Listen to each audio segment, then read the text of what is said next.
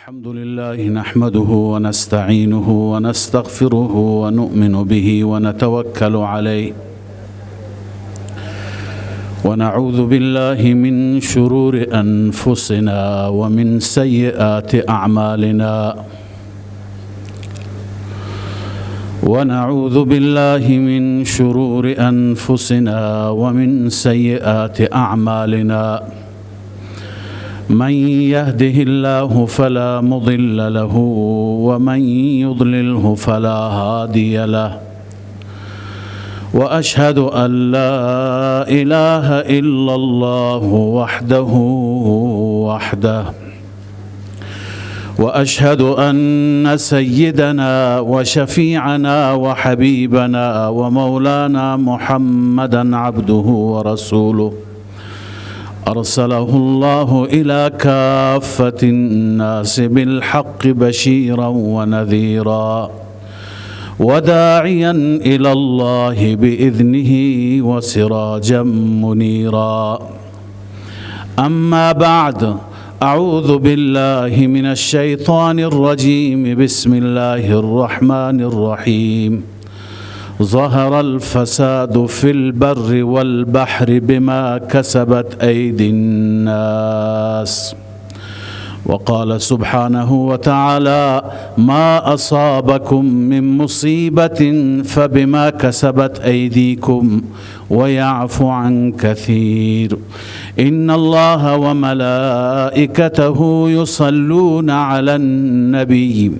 يا أيها الذين آمنوا صلوا عليه وسلموا تسليما اللهم صل على سيدنا وشفيعنا وحبيبنا ومولانا محمد وعلى آله وأصحابه وأزواجه وأهل بيته أجمعين. سروران گرامی، حضار ارزشمند، قبل از هر چیز این عید بزرگ را، عید اضحی یا عید قربان را خدمت هم حضرت شیخ الاسلام، علمای حاضر و تک تک شما عزیزان تبریک عرض می کنم. امیدوارم که الله عز و جل تمامی طاعات و عبادات را و بالخصوص قربانی هایی که در این روزهای سعید و بزرگ مسلمانان داشتند الله تعالی به بارگاه خودش قبول بفرماید و این اعمال را و طاعات را سبب حل مشکلات ما مسلمانان، بالخصوص مشکلاتی که ما در این خطه داریم، سبب حل مشکلات بگرداند و خدای عزوجل همه دلهای مغموم را و دلهای رنجیده را شاد بگرداند. آیه مختصری، در واقع نصف آیه خدمت شما عزیزان تلاوت گردید که الله عز و جل علت اصلی تمام مشکلات انسانها را و تمام ناهنجاری ها را، نابرابری ها را در این آیه بیان می فرماید. عزیزان، یه چیزی که همه انسان ها بر اون اتفاق نظر دارند و همه معتقد هستند و هیچ کسی در اون شکی ندارد، اینه که دنیای امروز ولو اینکه از نظر مادی پیشرفت داشتیم نسبت به سالهای گذشته، قرون گذشته، چند صد سال گذشته، انسانها خیلی پیشرفت داشتند، خیلی ترقی داشتند، به دسترسی های بسیار بلند و بالایی دسترسی حاصل کردند، اما با وجود این روز به روز مشکلات، بیچارگی دنیا و اهل دنیا، هلاکت و فلاکت، خطراتی که اهل دنیا را تهدید می کند روز به روز بیشتر می شود. علتش چیه؟ دلیلش چیه؟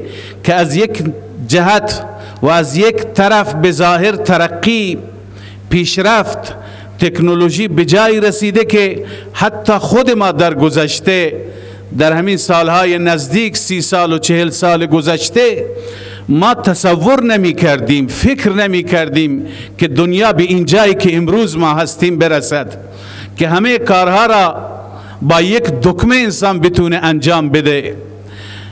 از نظر تکنولوژی چقدر پیشرفت داشتیم، اما از نظر معنوی، از نظر مشکلات و پریشانی که تمام انسانها را در بر گرفته میبینیم، روز به روز به مشکلات ما اضافه میشه. هیچ کسی در این شک ندارد هر جای دنیا، نه تنها در بلاد اسلامی، در بلاد کفر که اونها ادعای پیشرفت دارند، اونها حرف اول را به ظاهر میزنند از هر جهت، از نظر امکانات، از نظر تکنولوژی، از نظر اسلحه، از نظر پیشرفت روز، اونجا مشکلاتشون بیشتره.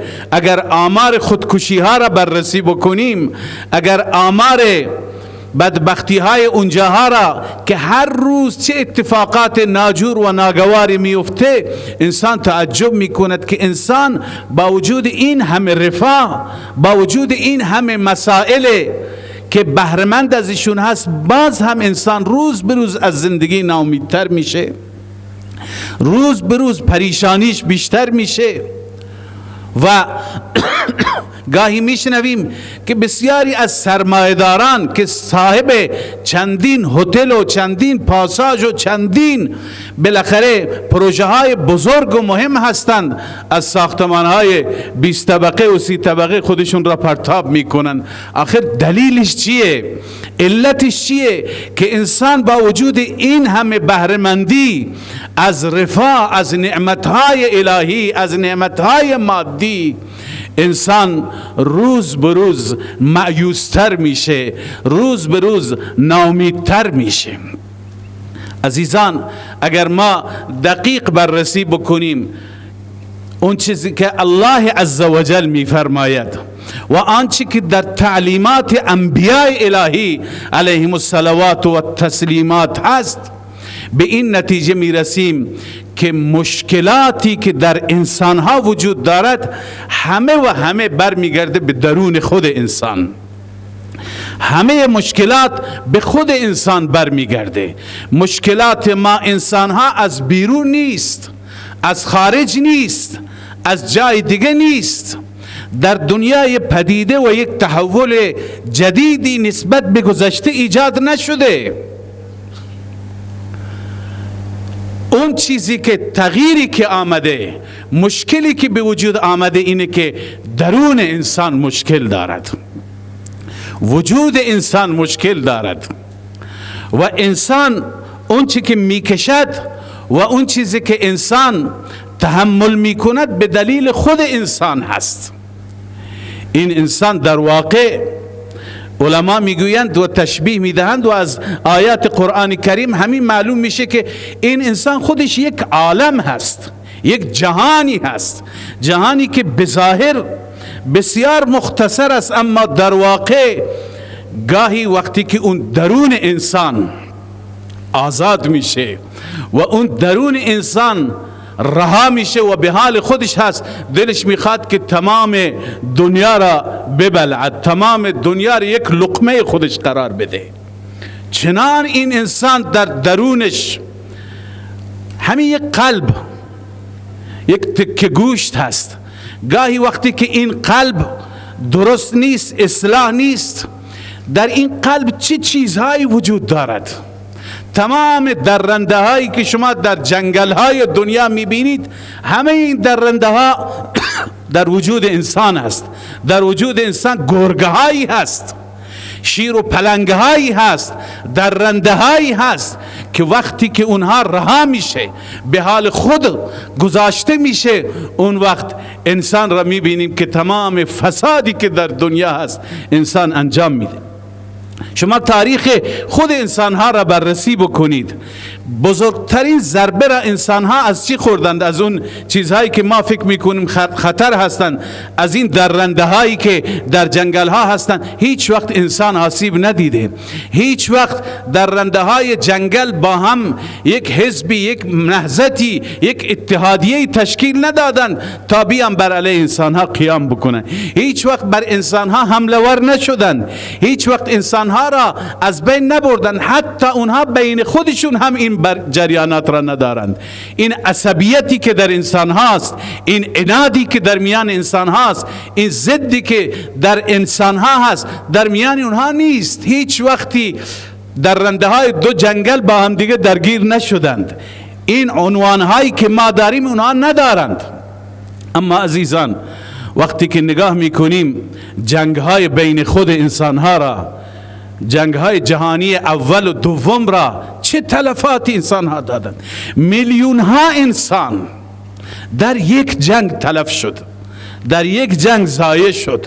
میلیون ها انسان با بمب های آنچنانی، بمب های خوشه‌ای و اتمی و بمب های مخرب چنان از بین رفتن که چندین سال، چند دهه قبل هنوز آثارش بر بعضی از انسان ها و نسل ها هنوز هست. آخه چه چیزی باعث شد که اینجور انسان ها از بین بره؟ در واقع اون درنده درونی وقتی که آزاد بشه، وقتی که اون حصاری که انبیاء علیهم الصلوات و تسلیمات، حضرت مولانا ندوی رحمت الله علیه مثال جالبی بیان میفرماید حصاری که انبیاء پیرامون دل ایجاد کردند، دوربر قلب ایجاد کردند، مثل اون حصاری میماند که ذوالقرنین برای یاجوج و ماجوج درست کرد. وقتی که اون حصار میشکند و وقتی که اون سد از بین میرود، وقتی که اون دیواره فرو میریزد، یاجوج و ماجوج در دنیا فساد ایجاد میکنند.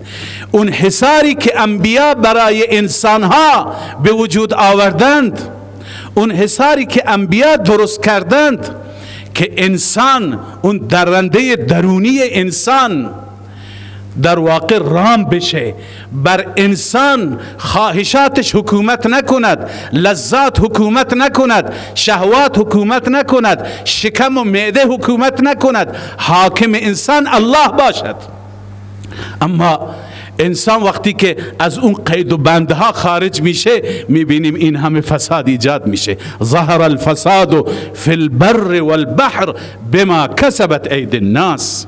خشکی و دریا را، بر و بحر را که فساد در بر گرفته به سبب عملکرد انسان هاست، به سبب اعمال انسان هاست. انسان وقتی که از این قید و بندها خارج میشه، انسان وقتی که غلام شهوات میشه، انسان وقتی که غلام لذات و معده و شکم میشه، انسان وقتی که به جای اینکه بنده خدا باشد بنده نفس میشه، تابع نفس میشه، اون وقت انسان هیچ حد و مرزی را نمیشناسه. اون زمان هست این جنایت هایی که ما در تاریخ میخوانیم و جنایت هایی که امروزه در بعضی جاها میبینیم، اینها رخ میده، چون که انسان بالاخره فراتر از اون حدی که الله عزوجل برایش درست کرده. الله تعالی خالق این انسان است، آفریدگار اون انسان است و الله بهتر میداند که صلاح انسان و فساد انسان در چه چیزی هست. به همین خاطر الله تعالی انبیا را فرستاد. الا یعلم من خلق، اون ذاتی که آفریده، اون ذاتی که خلق کرده، آیا اون ذات نمیداند؟ و هو اللطیف الخبیر. اون نه تنها این که نمیداند، لطیف هست، ظرافت ها را میداند، باریکی ها را میداند، چیزهای بسیار ظریف که حتی به ذهن شما هم نمیرسد و او از همه احوال با خبر است. و هو اللطیف الخبیر. لذا اون چیزی که ذات پروردگار میفرماید در تعلیماتی که توسط انبیاء خودش فرستاده، او میداند که صلاح انسان، فلاح انسان، رستگاری انسان، موفقیت انسان و پیروزی انسان در چه مسیری هست. به همین خاطر انبیاء علیهم الصلوات و تسلیمات را فرستادند. حالا ببینید انبیاء وقتی که میآیند، محل تمرکز انبیاء، محل فعالیت انبیاء علیهم السلام خود انسان است. با کشاورزی کار ندارند، با کارخانه کار ندارند. بقیه را میفرماید خودتون تلاش کنید، انتم اعلم به امور دنیاکم. شما در رابطه با امور دنیایتون خودتون بالاخره بهتر میدونید، هر چی که خیر میدونید، صلاح میدونید و بهتر میدونید انجام بدید. تمرکز انبیاء بر خود انسان است و از درون انسان بر قلب انسان است، چون که مرکز فعالیت قلب، اساس قلب. تمام اعضا و جوارح انسان تابع قلب هستند. اگر در قلب صفتی هست، بقیه اعضای بدن طبق اون حرکت میکنه. مثلا یه چیز مسلمی هست، اگر در یک قلبی سخاوت است، میبینیم که انسان دستش بازه، انسان سفرهش بازه، انسان دستش دهنده هست، هیچ فکر نمی کند، همهش میدهد. وقتی که در یک قلب شجاعت است، میبینی که این انسان پروایی ندارد. اما وقتی که در قلب جبن است، بزدلی هست، ترس است، اعضا خود به خود میلرزد. وقتی که در قلب بخل است، دست باز نمیشه، دست به جیب نمیرود و انسان کوچکترین حرکت مفیدی انجام نمیده. پس اساس قلب است، اصل قلب است. صفاتی که باید در درون انسان باشد قلب است. و اون چه که ابتدا عرض کردم، اون درنده هایی که اشاره کردم، اون عصبیت، عناد و تمام بیچارگی ها و بدبختی ها هم مرکزشون قلب است. به همین دلیل است که رسول مکرم صلی الله علیه و سلم فرمود: الا ان فی الجسد لمضغه اذا صلحت صلح الجسد كله و اذا فسدت فسد الجسد كله. این تکه گوشتی در درون انسان هست که وقتی که اون درست میشه، اون اصلاح میشه، اون صحیح کار میکنه، تمام جسد درست کار میکنه. وقتی که اون فاسد است، اون مشکل داره، تمام جسد انسان مشکل داره. لذا عزیزان، مشکل اینجاست. مشکلات ما مشکلات فقر نیستند، مشکلات مادی نیستند. الله تعالی نعمتهای مادی را هم داده، اونها را هم استفاده بکنیم. اما وقتی که مشکلات مادی باشد، وقتی که نعمتهای مادی باشد، نعمتهای مادی باشد و قلب اصلاح نشه، اون وقت انسان به چه فسادی گرفتار. بالاترین نعمت مادی در دنیا به چه انسانهایی داده شده؟ درود شریف صلی علی محمد. نعمتهای مادی مراتب متفاوتی دارند.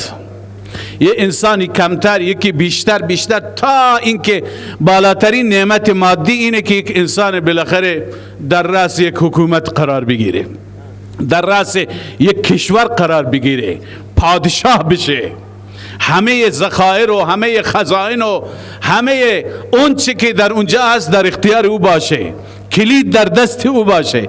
دیگه از این بالاتر نیست. میبینیم که پادشاهان در چه رفاهی زندگی میکنند، میبینیم که چه امکاناتی دارند، میبینیم که به چه شکلی زندگی میکنند. اما اینها با وجود این همه نعمتهایی که مادی که دارند، قرآن ذکر میکنه اینهایی که بدون اصلاح قلب هستند، اینهایی که بدون دین هستند، فاصله از تعلیمات انبیاء دارند. الله میفرماید: ان الملوک اذا دخلوا قرية افسدوها وجعلوا اعزة اهلها اذلة وكذلك يفعلون. این ملوک، پادشاهان، وقتی که خالی از ایمان هستند، وقتی که قلبشون مشکل داره، وقتی که تعلیمات انبیاء در درونشون نیست، اینا وقتی که وارد شهر میشند، وارد یک منطقه میشند، یک منطقه آباد را ویرانه میکنند. اذا دخلوا قرية افسدوها، انسانهای عزیز را، انسانهای با شخصیت را، انسانهای ارزشمند را، اینها را بی شخصیت میکنند، اینها را ذلیل میکنند، اینها را خوار میکنند. این روش ملوک هست. پس انسان از نظر مادی به بالاترین جایگاه برسد، به بالاترین سطح برسد وقتی که درونش مشکل داره، وقتی که از تعلیمات الهی فاصله داره، وقتی که از دین و ایمان فاصله داره. این انسان یه درنده بیش نیست. ولو اینکه به ظاهر مردم برش ادای احترام میکنند. وقتی که ظلم میکند، وقتی که ستم میکند. لذا این بالاخره با درنده ها چه تفاوتی دارد، چه فرقی دارد؟ اما در مقابل این انبیا را ببینیم.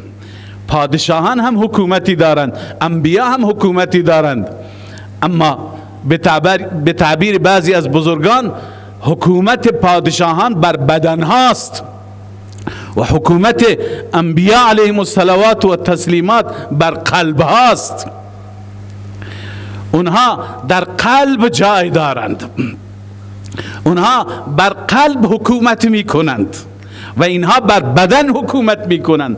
سالهای سال، قرنهای قرن انبیا به ملاقات الله عزوجل رفتند و در دنیا وجود ندارند، اما تا کنون عظمت اونها و تا الان احترام اونها، محبت نسبت به اونها در قلب تک تک اون انسانهایی که اعتقاد دارند، معتقدند، مؤمنند به انبیا وجود داره و هرگاه نامشون ذکر میشه، گفته میشه، چه صلوات و درودی برای اونها فرستاده میشه و فرامین اونها را، تعلیمات اونها را، برنامه های اونها را چقدر انسانها احترام میگذارند.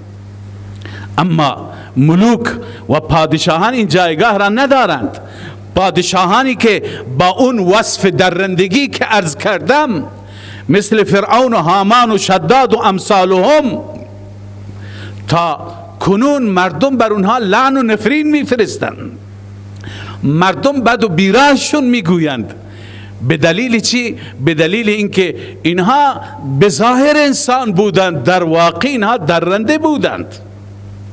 پس عزیزان ببینید، وقتی که نعمت مادی زیاد باشه اما خبری از دین نباشد، خبری از ایمان نباشد، خبری از معنویت نباشد، خبری از رابطه با خدا نباشد، اون اصلاحی که قلب انسان باید داشته باشه، اون اصلاح وجود داشته نباشه، انسان را از جایگاه انسانیت هم پستر و کمتر قرار میده. پس اساس اینه که ما انسان ها به خود توجه بکنیم، مشکلات خودمون را در خودمون بپاییم، مشکلات خودمون را در جاهای دیگه جستجو نکنیم. یکی از بزرگترین اشکالاتی که انسانیت امروز داره اینه که مشکلات را در خارج جستجو می کند، بیرون را می پاید و درون خودش را نگاه نمی کند. اصل مشکل، عیب کار در درون است. عرض کردم تمرکز فعالیت انبیا بر درون بود، بر انسان بود، بر قلب انسان ها بود. حضرت رسول صلی الله علیه و سلم وقتی که به مکه مکرمه تشریف آوردند و مبعوث شدند و کار را و فعالیت را آغاز کردند، ابتدا با چه انسان‌های مواجه بودند؟ چه انسان‌هایی که هیچ اثری به ظاهر از انسانیت در درون اونها نبود، درندگی بود، عصبیت بود و انسان کشی بود، ظلم بیداد میکرد، هیچ چیزی به نام ترحم وجود نداشت. شرایط قبل از اسلام را بارها علما ذکر کردن، شنیدید. اما وقتی که رسول اکرم صلی الله علیه و سلم تشریف میاره و بر اساس راهنمایی خدا انبیاء علیهم الصلوات و التسلیمات، هیچ یک از انبیاء در مکتبی درس نخوندند، در مدرسه درس نخوندند. همه انبیاء مستقیما شاگرد الله عز و جل هستند. درباره همه انبیاء الله تعالی میفرماید ما اونها را تعلیم دادیم وعلم آدم الاسماء كلها وعلمناه صنعة لبوس لكم. به حضرت داود ما آموزش دادیم اون چه که آموزش دادیم، چه در باب قضا، چه در باب درست کردن لباسای زرهی. در رابطه با سیدنا عیسی هم همین هست، درباره رسول الله است وعلمک ما لم تکن تعلم. ما به شما آموزش دادیم اون چیزی که شما نمیدونستید.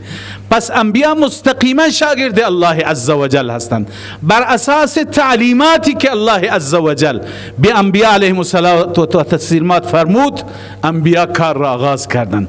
حضرت رسول صلی الله علیه و سلم فرصت نیست به رسول الله و فعالیت های رسول الله و زندگی صحابه نگاه کنید. وقتی که آن حضرت صلی الله علیه و سلم کار را آغاز کردند، همون انسان هایی که در تاریخ جاهلیت قبل از اسلام بخونید بوی از تمدن، از انسانیت، از ترحم، از شفقت، از احساس پاک، از عاطفه در وجود اونها نبود. اما اونها از کجا به کجا رسیدند، چه شدند؟ چه انسانهای شفیق، چه انسانهای مهربان، چه انسانهای دلسوز، چه انسانهای ایثارگر که قرآن را وقتی که انسان نگاه می کند سبحان الله چه تعریفی از صحابه ذکر می کند. یؤثرون علی انفسهم ولو کان بهم خصاصه. دیگران را بر خود ترجیح میدن، اگر لقمه ای دارند سعی می کنند شکم دیگران سیر بشه، خودشون گرسنه بمانند. اشداء علی الکفار رحماء بینهم. بر دشمنان خدا سختند اما با هم چنان مهربانند. چه شفقتی، چه محبتی، چه دوستی با هم دیگه دارند. همین صحابه وقتی که اینها را رسول الله صلی الله علیه وسلم رویشون کار میکنه، روی اون ماده اصلی، روی قلب و قالبشون کار میکنه، روی قلب و مغزشون کار میکنه. سبحان الله. این همون انسانهایی که دیروز به خاطر گوسفندی همدیگر را میدریدند، دیروز وقتی که اون درنده درونیشون فعال بود و هر کسی که قدرت داشت، هر کسی که زور داشت، هر کسی که توانایی داشت بر مظلوم ستم میکرد، اما امروز چه ایثارگرانی شدند. امروز برای نجات انسانها چقدر بذل میکنند. اون چی که در توان دارند، در اختیار دارند، همه را فدای راه الله میکنند. ترک وطن را ترک میکنند، مال را تقدیم میکنند. 100 شتر یک بار، 300 شتر، 700 شتر، نصف مال، تمام مال یک بار در راه الله عزوجل. اینها افسانه نیست، اینا داستانهای واقعی هست که صحابه کرام از خود نشان داده. اینا رشادت هایی است که بعد از تعلیم حضرت رسول صلی الله علیه و سلم صحابه از خود نشان دادند. چقدر برای انسانیت کار کردند، جان تقدیم کردند. چیزی عزیزتر از جان نیست. گفتند که جان ما فدا بشه، از بین بره، اما انسانها نجات بیابند، انسانها با رب آشنا بشن، دین خدا در قلب تک تک انسانها بیاد. صحابه رسول الله صلی الله علیه وسلم جمعیتشون بالای 100,000 نفر گزارش در روایت ها آمده. اما اونهایی که در مدینه و اطراف مدینه مدفون هستند اونها جمعیتشون به 10,000 نفر نمیرسه. بقیه صحابه کجا رفتند؟ اینها همه چیز خودشون را رها کردند، همه چیزشون را ترک کردند. قبور صحابه را در تمام بلاد دنیا میبینید، در اندلس اروپا میبینید، در اسپانیای امروز شما میبینید. قبور صحابه را در ترکیه میبینید، در شام میبینید که اون زمان شام در واقع مرکز یهودیت و مسیحیت بود. در عراق میبینید، در ایران میبینید، در سند میبینید، در هند میبینید، در چین، همه جا قبور صحابه است. این دین را وقتی که دلسوزی نسبت به انسانیت، وقتی که خیرخواهی نسبت به انسانیت منتشر شدن، به همگان رسانیدن. لذا عزیزان این برکت اون تعلیمی هست که الله عزوجل به وسیله نبی خاتم صلی الله علیه و سلم فرستاد. لذا بسیار مهم هست ما امروز مشکلاتمون را همونطور که عرض کردم در مسائل مادی میپاییم. ما فکر میکنیم اگر رفاه باشد، اگر همه چیز باشد، همه امکانات باشد، ما در مشکل نخواهیم داشت. نه، شما اونهایی که این رفاهیات را دارند، عرض کردم بررسی بکنید، اونها با قرص خواب میخوابند، نمیتونند، خوابشون نمیاد. اونهایی که بالخصوص از دین و ایمان عاریند، خالی هستند، اونها نمیدونند که این دنیا برای اونها تبدیل به جهنم شده، از این جهنم به کجا بروند.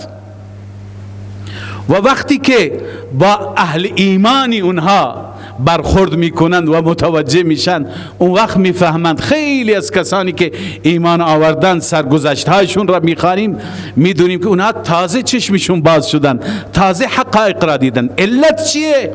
دلیل چیه؟ اینه که انسان فقط به مادیت فکر میکنه، به بدن فکر میکنه، به رفاه فکر میکنه، به لباس فکر میکنه، به شکم میاندیشد، به عرض کنم که ترفه و خوشگذرانی میاندیشد.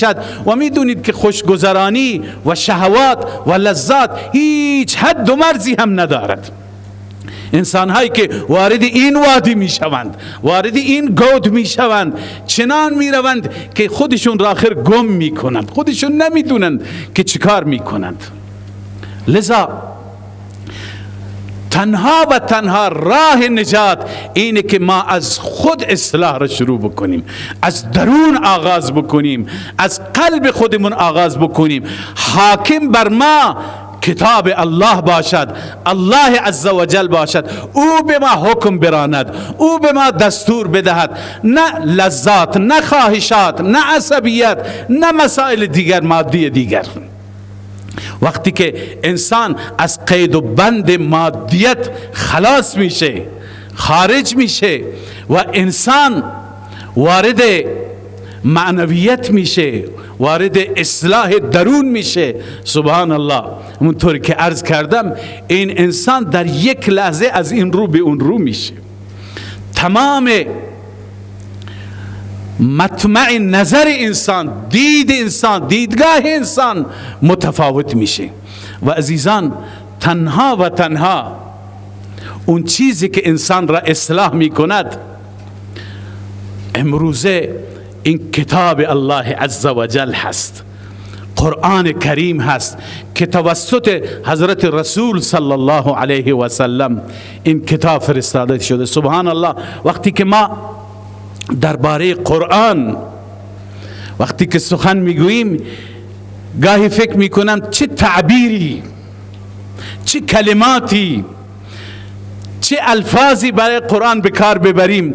به این نتیجه میرسیم که بهترین تعبیر اون تعبیراتی هست که الله عزوجل خودش به کار میبرد.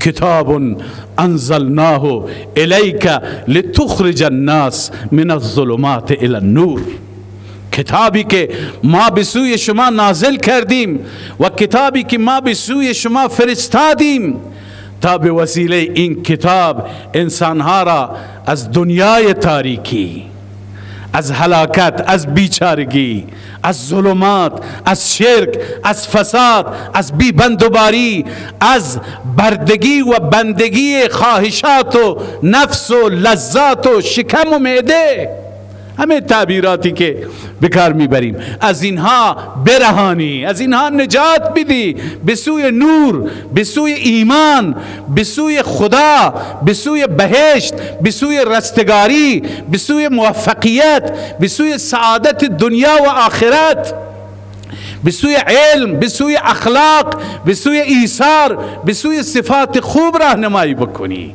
همین ها بودند که صحابه را از اونجا به اونجا رسانده. به قول علامه اقبال، رهزنان از حفظ او رهبر شدند. قبلا رهزنان بودند، اما وقتی که این را حفظ کردند، وقتی که این را در زندگی خودشون احیا کردند، وقتی که قرآن را آوردند، رهبران عالم شدند، رهبران دنیا شدند، لگام انسانیت را به دست گرفتند. بله، قرآن انسان را اصلاح می کند. الله عزوجل تعبیرات بسیار زیبایی، قرآن را الله تعالی به نور تعبیر میکنه، قرآن را به رحمت تعبیر می فرماید، قرآن را به هدایت تعبیر می فرماید، قرآن را به شفا تعبیر می فرماید. چه تعبیرات زیبایی! قرآن را به ذکر و به پند و نصیحت تعبیر می فرماید. سراپا نور هست، سراپا رحمت هست، هدایت هست، ذکر و موعظه و پند و اندرز هست، شفا هست، شفای امراض جسمانی و روحانی هست. تنها فلاح انسان، موفقیت انسان، سعادت انسان در گروه این کتاب بزرگ است. اما انسان بیچاره چقدر راه را گم کرده. انسان عرض کردم وقتی که به اوج درندگی، به اوج حیوانیت و به اوج بهیمیت میرسد، این کتابی که محسن است، این کتابی که برای هدایت آمده، این کتابی که راه درست را راهنمایی می کند، این کتاب را نسبت به این کتاب بیمهری می کند، نسبت به این کتاب بیادبی می کند.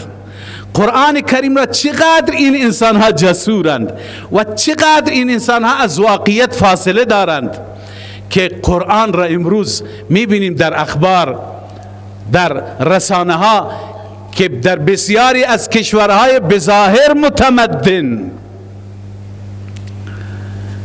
بسوزد این تمدن و این پیشرفت که کتابی که الله عزوجل برای هدایت تمام انسانها فرستاده، هدی للعالمین، هدی للناس، نسبت به این کتاب این توهینها را روا می‌دارند که امروز در کشور سوئد، که سوئد خودش را از کشورهای مترقی می‌داند، اولا قانون پاس می‌کنند که مجوز قرآن سوزی داده بشه و بعد عده‌ای از انسانهای قسی، انسانهایی که در درونشون همون درندگی و بهیمیت هست و در واقع آتش عصبیت در درون اونهاست، میآیند و قرآن را در ملأ عام میسوزند و با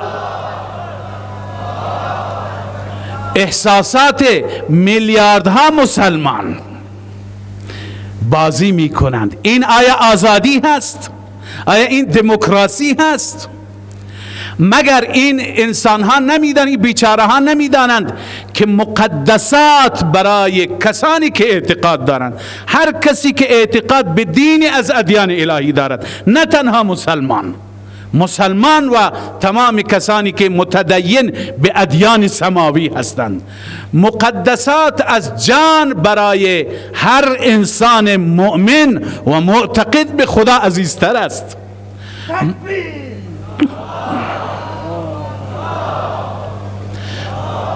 عرض کردم که در تاریخ ما داریم، در تاریخ رشادت ها، در تاریخ از خودگذشتگی ها، به خاطر همین دین، به خاطر ایمان، به خاطر الله، به خاطر اعلاء کلمت الله، به خاطر قرآن مجید جان تقدیم کردن، مال تقدیم کردن، وطن قربان کردن، همه چیز را فدا کردن، به خاطر همین مقدسات بود، به خاطر قرآن بود، به خاطر ایمان بود. اما امروز میگویند که این آزادی، این چه آزادی هست؟ قرآن از جان ما برای ما عزیزتر است. آیا این هم آزادی است که به جان هر کسی تعرض بشه؟ به هر کسی که هر چه دلتون میخواد انجام بدید، بزنید، بکشید، غارت کنید، از بین ببرید، مال را غارت کنید، جان را از بین ببرید؟ آیا اینم پس آزادی باید باشه؟ این هم اجازه بدید. وقتی که ادعای آزادی میکنه باید در هر چیز آزاد بشه. اما وقتی که درباره حقوق انسان، درباره حقوق انسان بظاهر این همه شعار، این همه ادعا، این همه عرض کنم که بلوف، که ما میدونیم این حقوقی که اینها ادعا میکنن هدفشون چیه.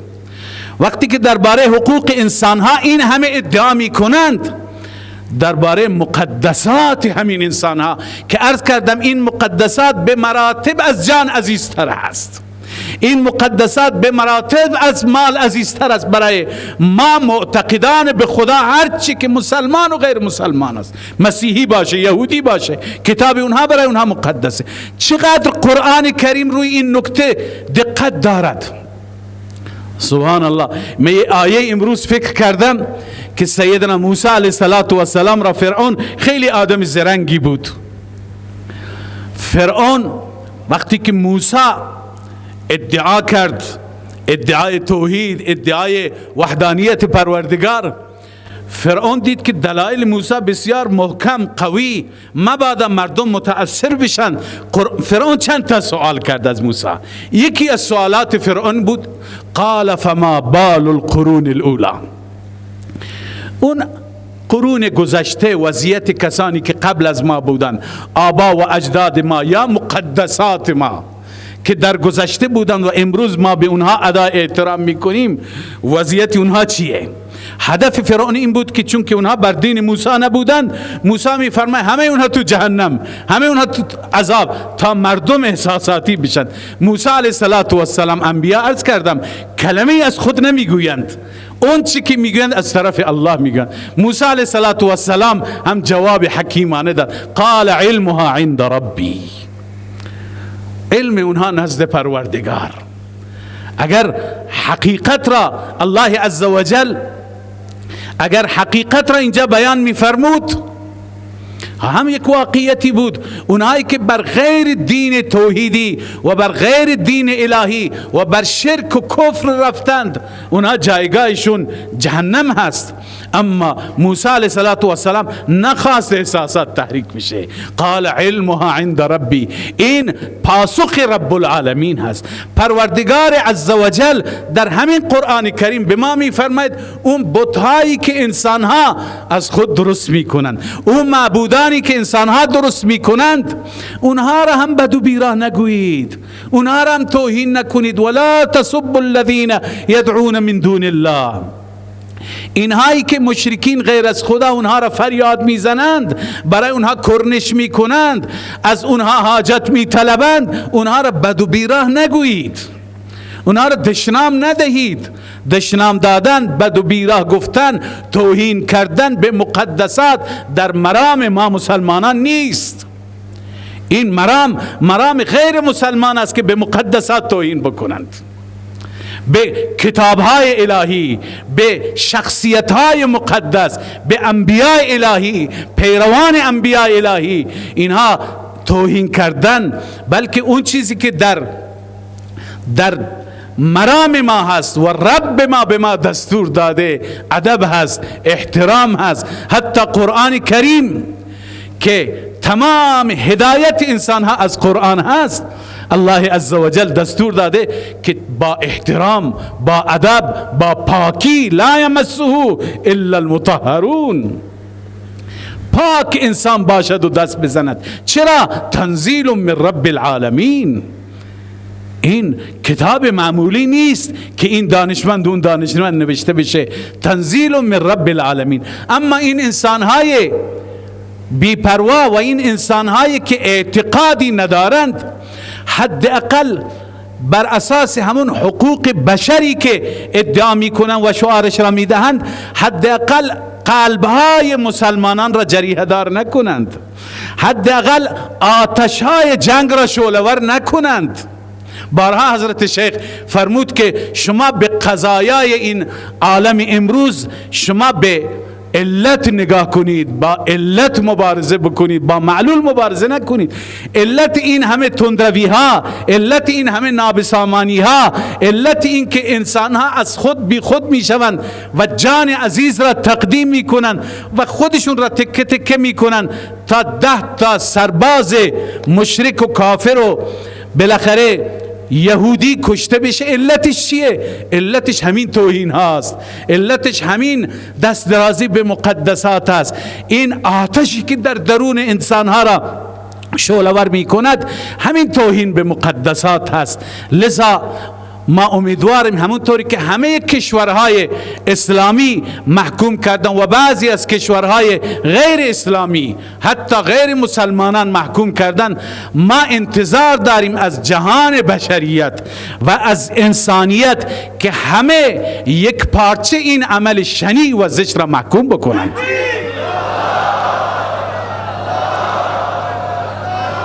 و تمام انسانهای آزاداندیش، انسانهایی که واقعا دل به انسانیت میسوزند و میخواهند که در آینده دنیای پرامنی داشته باشند، دنیای خوبی داشته باشند که 4 روز زندگی خودشون را به خوبی سپری بکنند، با این پدیده زشتی که در بسیاری از بلاد هست که به مقدسات انسانها توهین میکنند، به اون چیزهایی که برای انسانها از جان و مال و زن و فرزند و از همه چیز عزیزتر است توهین میکنند، با این پدیده های زشت مبارزه بکنند و در تمام کشورها و بلاد قوانینی تصویب بشه که توهین به مقدسات، بالخصوص توهین به انبیاء الهی و به ویژه به سید انبیاء، امام انبیاء حضرت رسول صلی الله علیه و سلم، و همچنین توحید به کتابهای آسمانی، به کتاب مقدس، کتاب قرآن کریم، این توهین ها باید کلن قدغن بشه و کسی جرأت نکنه این توهین ها را بکنه.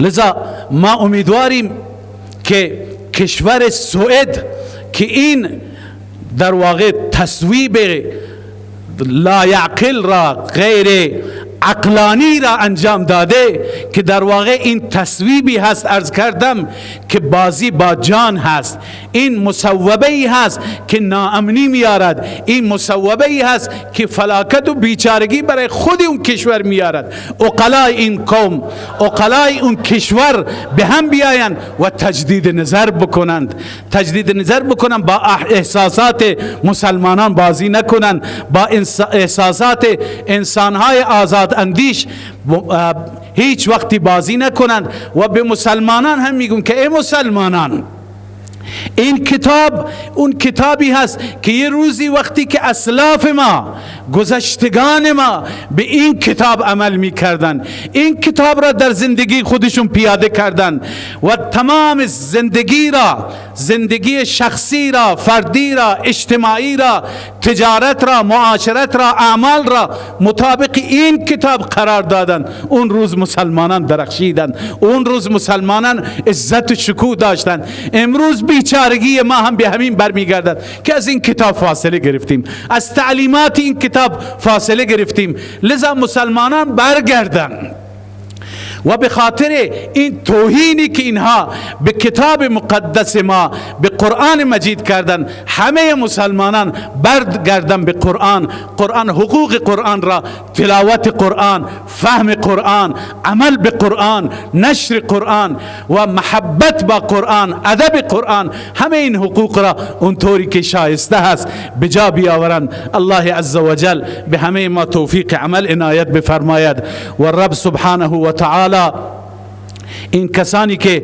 یاوگو هستند، این کسانی که توهین کردند، اگر لایق عبادت هدایت هستند، شایسته هدایت هستند، شایسته فهم هستند، چون خیلی از منافقین هم در قرآن و اشارات قرآن داریم که بعضی از حرکات این چنینی بالخصوص توهین نسبت به رسول الله انجام دادن، اما بعداً فهمیدن، متوجه شدن. خیلی از افرادی که در گذشته به رسول الله توهین کرده، امروز ما در رسانه ها میخوانیم که بعد از مدتی حقیقت را فهمیدن، واقعیت را فهمیدن. خدا کند که این مسئله سبب هدایت بشه، هم سبب هدایت اینها و سبب هدایت بقیه کسانی.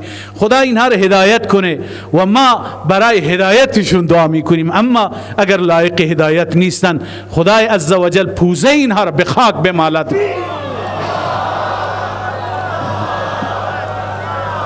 و الله تعالی چنان درسی به اینها بده که عبرتی برای بقیه هم کیشان و هم نوعان اونها باشد.